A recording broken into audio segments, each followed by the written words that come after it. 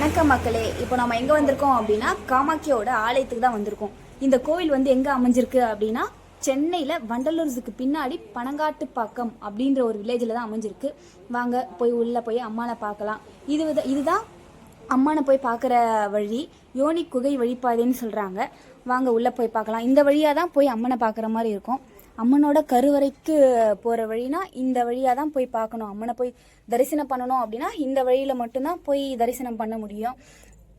வித்தியாசமாகவும் இருக்குது. இந்த 12 பாவன வழின்னு சொல்கிறாங்க.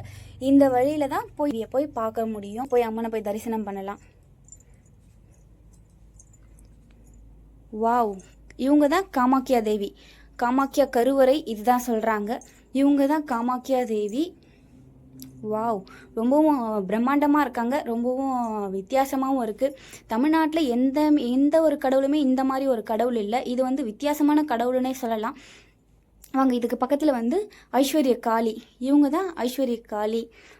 பள்ளி ஆண் பள்ளி இருக்காங்க இல்லையா, இவங்களுக்கு வந்து ஒரு தரிசனம் பண்ணி ஆர்த்தி காட்டணும்னா இந்த தோஷம் விலகும் அப்படின்னு சொல்கிறாங்க. இவங்க காமாக்கியா. இதுதான் யூனிபீடம்.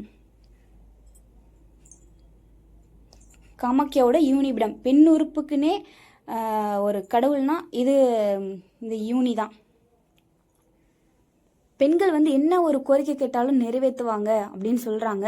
அவ்வளோ ஒரு வித்தியாசமான கடவுள்னா காமாக்கியா தான். எக்ஸ்ட்ரா ஒரு தலை இருக்குது பார்த்தீங்களா, அந்த எக்ஸ்ட்ரா இருக்கிற தலை வந்து ஞான சிரசு, பிரம்ம சிரசு, யூனி சிரசுன்னு சொல்கிறாங்க. ரொம்பவும் அதிசயமாக இருக்குது. எங்கேயுமே இந்த மாதிரி ஒரு கடவுளை பார்த்ததில்லை. ஓகேங்களா. பக்கத்தில் சிவபெருமான் இருக்காங்க. அதுக்கு மேலே பார்த்தீங்களா நாகம் இருக்கும். பெண் நாகம் ஆண் நாகம் இருக்குது. இதுக்கும் தரிசனம் பண்ணோம் அப்படின்னா இது நம்மளுக்கு தரிசனம் பண்ணோம்னா தோஷம் விலகும் அப்படின்னு சொல்கிறாங்க.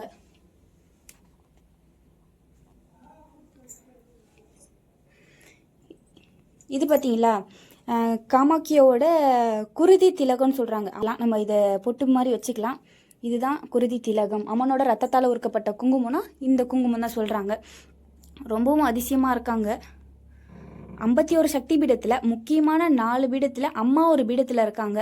ரொம்பவும் சக்தி வாய்ந்த அம்மன்னா காமாக்கியா தேவி தான். அம்மனோட ரத்தத்தால் உருக்கப்பட்ட குங்குமம் அப்படின்றாங்க. இதுதான் காமாக்கியோட குருதி திலகம். இது வந்து சாந்து மாதிரி தான் இருக்கும்.